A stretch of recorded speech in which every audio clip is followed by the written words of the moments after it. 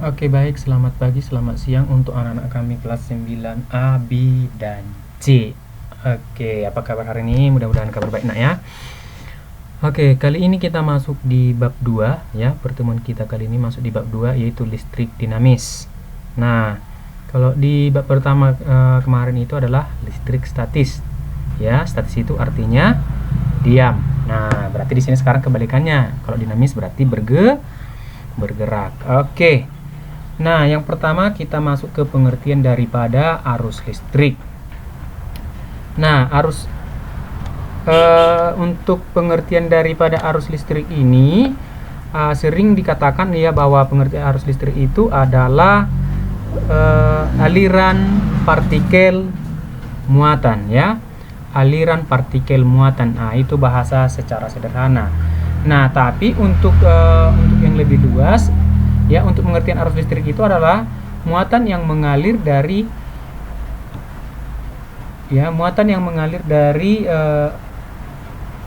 positif ke negatif ya. Muatan yang mengalir dari positif ke negatif. Oke, atau saya buat di sini ya. Pengertian daripada arus listrik adalah di sana aliran muatan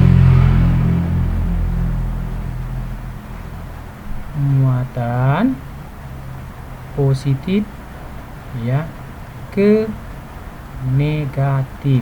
Nah, itu dia. Oke, jadi di sini untuk kita lebih lanjut saya akan masukkan dulu di sini gambarnya.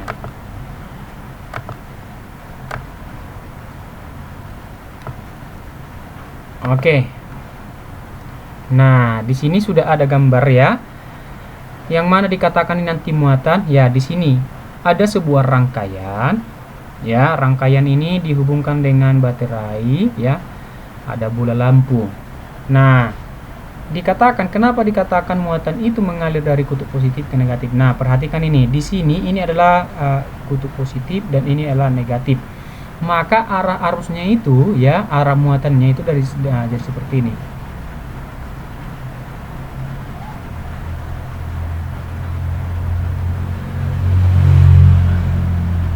Nah, kira-kira seperti ini ya.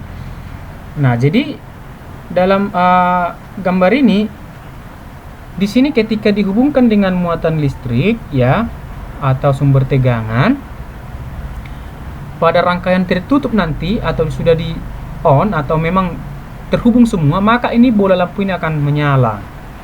Kenapa bisa menyala? Karena ada muatan listrik yang mengalir ya. Oke. Jadi ini di sini dinamakan ini kalau dia batu baterai ini sering dilambangkan dengan V ya, V besar. Atau nanti bisa katakan potensial listrik. Nah, sedangkan di sini pada rangkaian ini nanti akan ada mengalir namanya kuat arus listrik. Dilambangkan dengan I. Nah, dan bola lampu ini sendiri dilambangkan dengan R. Atau sering dikatakan hambatan, yaitu R besar ya, R besar. Nah, sebelum kita masuk lebih jauh, alat-alat yang digunakan untuk mengukur ya, pengukuran tegangan apa, pengukuran kuat arus apa, dan pengukuran hambatan itu apa. Nah, kalau dia untuk alat ukur daripada ya, saya buat di sini alat ukurnya. Alat ukur daripada pertama itu adalah kuat arus listrik itu adalah alat ukurnya itu dinamakan dengan amperemeter ya. Amperemeter. Nah, sedangkan tegangan listrik, tegangan itu V ya. Itu dinamakan dengan alat ukurnya adalah voltmeter.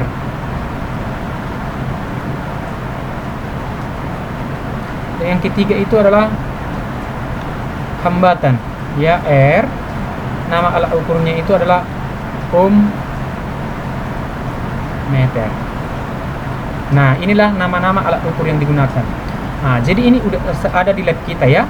Nah, yang tiga ini ya, karena ini nanti berada pada satu namanya alat ukur, disatukan dia menjadi satu. Ini dinamakan nanti dalam kesatuannya adalah multitester ya.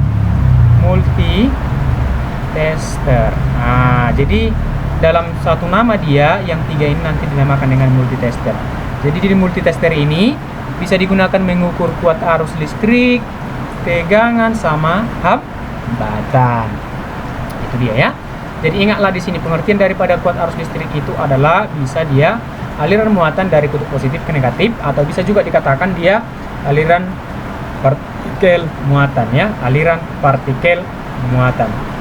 Oke, kita masuk yang kedua ya. Yang kedua itu adalah saya buat di sini yang B itu adalah kuat arus listrik. Kuat arus listrik. Nah, kuat arus listrik. Oke, saya akan buat kembali gambar yang sama ya, seperti yang di atas. Nah, ini saya buat di sini. Oke. Di sini ya sama, nanti bentuknya sama ya, arahnya apa, dan juga kuat arus, tegangan, dan hambatannya sama. Nah, untuk kuat arus listrik ini sendiri ya, kuat arus listrik itu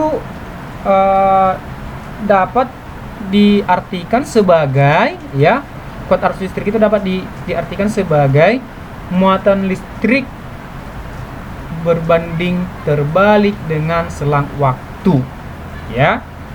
Kuat arus listrik itu berarti kuat arus listrik sama dengan ya, muatan listrik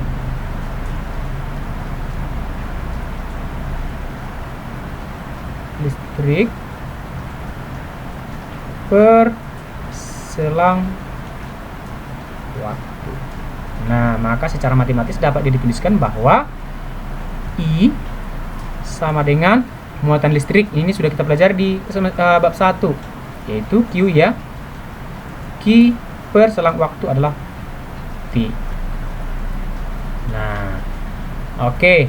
Coba kalau misalnya nanti dari persamaan ini kan bisa diambil nanti 3 kemungkinan. Nah, kalau misalnya dalam soal ditanyakan nanti muatannya apa, persamaannya, ya udah kita buat seperti ini. Q atau Q sama dengan apa? Kuat arus dikali selang waktu. Nah, yang terakhir, kalau misalnya waktunya yang ditanya, ya waktu, berarti T akan sama dengan apa? Iya, muatan per kuat arus atau per I. Nah, oke, ini akan saya kotakin biar rapi atau bisa nanti lebih gampang kamu ingat. Nah, oke. Inilah untuk kuat arus listrik. Jadi pengertian dari kuat arus listrik itu adalah nanti kuat arus listrik adalah banyaknya muatan listrik yang mengalir per selang waktu. Boleh seperti itu ya. Nah, oke, saya akan ambil contoh soal. Saya ambil 2. Nah, di sini ada contoh soal. Saya buat di sini.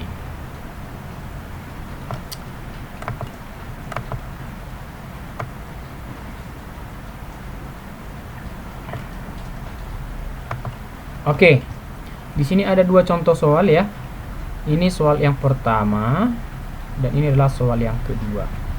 Nah, oke, kita kerjakan dulu yang pertama. Itu adalah soal yang pertama ya.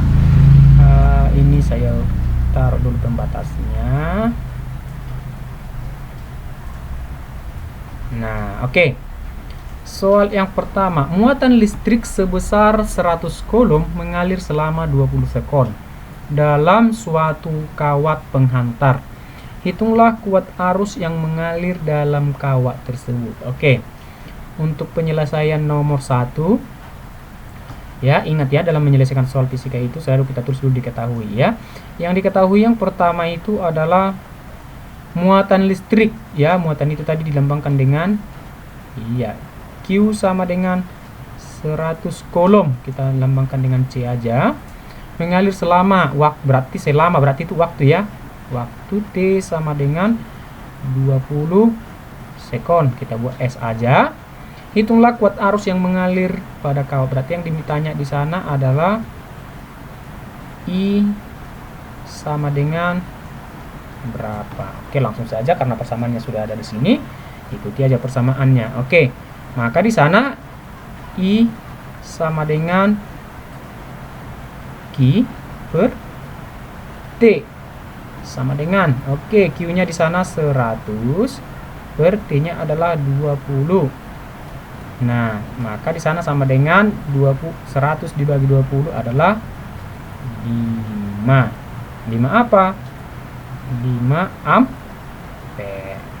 Nah, maka hasilnya adalah 5 ampere. Itu yang pertama. Untuk yang kedua, nah ini saya buat di sini untuk yang kedua. Jika arus listrik yang mengalir selama 2 menit dalam suatu kawat penghantar adalah 4 ampere, maka hitunglah muatan listrik yang mengalir dalam kawat tersebut. Oke. Pertama kita harus juga yang pertama diketahui ya. Oke. Arus listrik yang mengalir selama berarti waktu ya. Waktu T sama dengan, nah di sini adalah 2 menit katanya. Berarti ingat ya, di kelas 1 kita harus, atau kelas 7 kita harus ubah dia ke dalam satuan SI, sistem internasional. Menit berarti harus sekon ya. Berarti 2 menit itu berapa? Iya, 2 dikali 60 adalah 120 sekon. Oke. Dalam suatu kawat penghantar adalah 4 ampere. Berarti 4 ampere ini adalah kuat arus sama dengan 4 ampere. Nah, hitunglah muatannya. Berarti yang ditanya adalah di sana Q sama dengan berapa. Oke. Apa persamaannya? Langsung ini aja. Nah, ya. Oke, maka Q sama dengan kuat arus dikali selang waktu sama dengan, berarti 120 dikali 4 sama dengan berapa ini? 4. 0,8. Maka di sana ada 480 coulomb. Nah, kira-kira seperti itu ya. Oke, itulah untuk namanya untuk kuat arus listrik. Nah, sekarang kita masuk kepada beda potensial. Nah, ini saya naikkan dulu.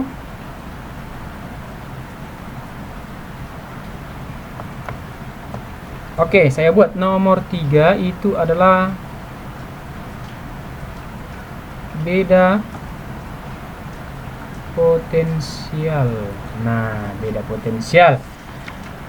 Untuk beda potensial ini sama juga nanti yang saya sudah buat tadi ya. Untuk beda potensial itu ukurnya adalah voltmeter. Nah, ini nanti kita akan pelajari, atau kalau kita masuk ke sekolah nanti kita akan praktek di laboratorium ya. Nah, jadi beda potensial ini sama dengan ini adalah tadi adalah V besar. Nah, jadi nama alat ukurnya adalah voltmeter ya. Voltmeter. Nah, di sini nanti untuk beda potensial ini contohnya itu sendiri, misalnya ketika di rumah kita itu adalah tegangan tinggi nak ya. Kalau tadi pada gambar itu yang pertama dan kedua itu adalah pada arus ya tegangan DC. Nah, kalau ini beda potensial pada arus AC ya, tegangan bolak-balik. Nah, seperti yang ada di rumah.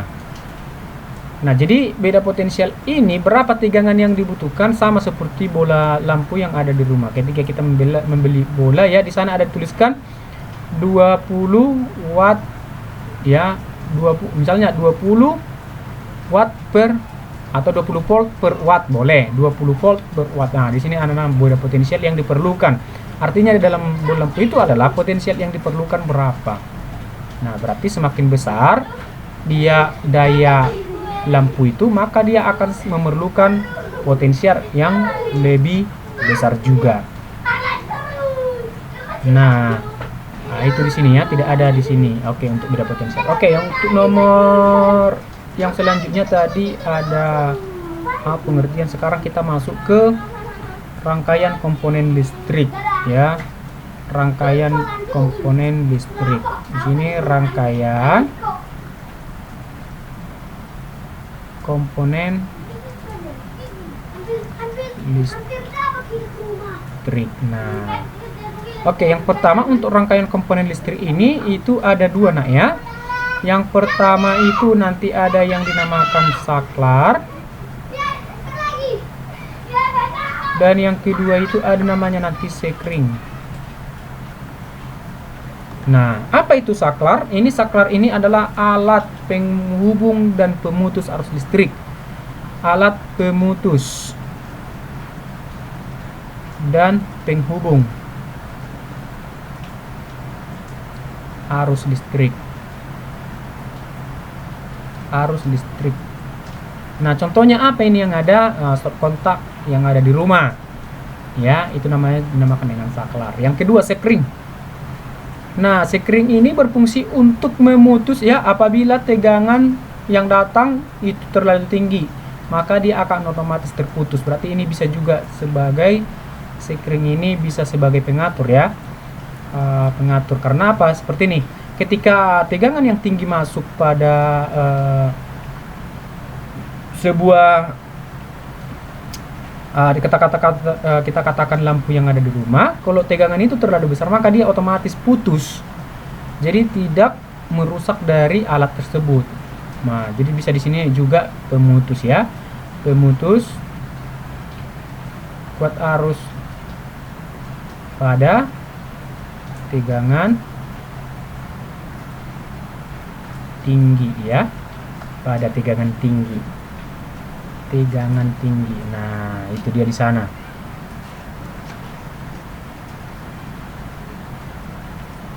Oke. Jadi di saklar sama sekring tidak ada masalah ya nak ya. Yang berikutnya setelah ini, di sini nggak ada yang menghitung lagi ya. Masuk kita ke rangkaian komponen listrik ya. Rangkaian komponen listrik ini saya buat C ya.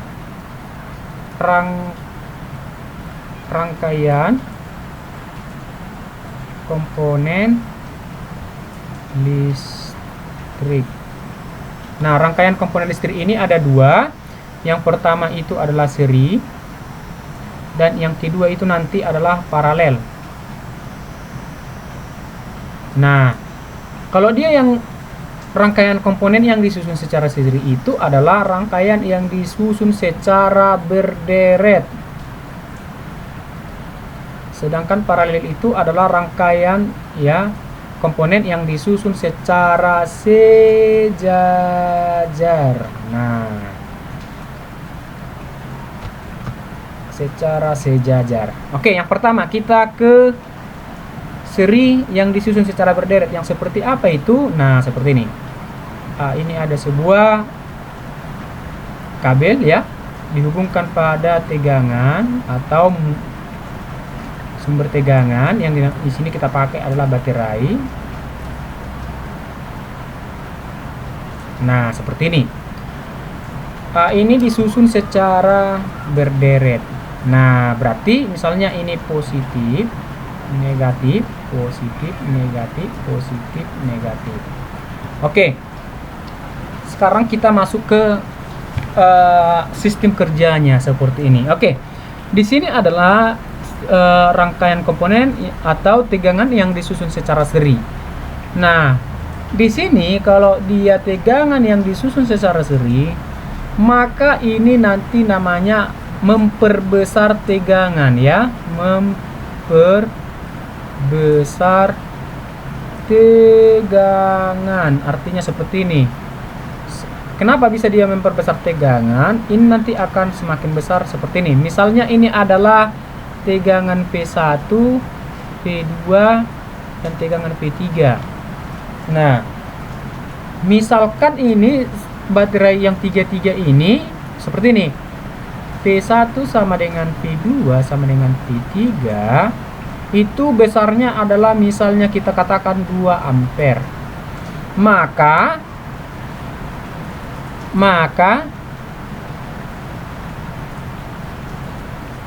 tegangan ini yang mengalir pada rangkaian ini jadi apa? Berarti jadi seperti ini. Kan memperbesar tadi, berarti V totalnya itu akan sama dengan P1 ditambah P2 tambah P3 sama dengan berapa? 2 tambah 2 tambah 2 sama dengan 6 volt ya. Volt bukan ampere ya. Ini kuat arus ini. Oke, saya ganti. Ini bukan ampere, ini volt. Oke. 2 volt tadi, maka dia ketika dijumlahkan sama dengan 6 volt. Maka dia di sana memperbesar. Artinya semakin besar tegangan yang masuk, maka kuat arus yang mengalir juga semakin besar. Maka nanti pada rangkaian dia ketika dihubungkan dengan bola lampu itu maka semakin terang.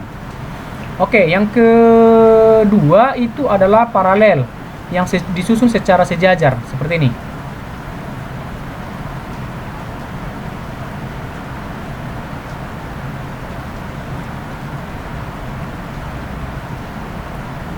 Nah, misalkan ini positif, ini negatif. Nah, misalnya ini juga kita buat P1, P2, P3. Nah, kita buat seperti ini, P1 sama dengan P2 sama 3. Kalau dia untuk yang paralel, ini akan sama dengan nanti P1 sama dengan P2 sama dengan P3 sama dengan V total. Berarti sama dengan 2 volt. Artinya seperti ini, kalau kita hubungkan seperti ini, maka dia tegangannya yang kita susun seperti itu sama. Berarti sama dengan satu baterai saja. Jadi untuk apa kita susun seperti ini? Berarti ini nggak perlu. Nah, untuk kita supaya cahaya dari suatu lampu itu lebih terang, kita harus menyusunnya adalah yang secara seri, jangan seperti paralel. Kalau dia paralel sama saja dia menggunakan dengan namanya satu baterai. Nah, P1 sama dengan P2 sama dengan P3. Nah, perbedaannya cukup jelas ya.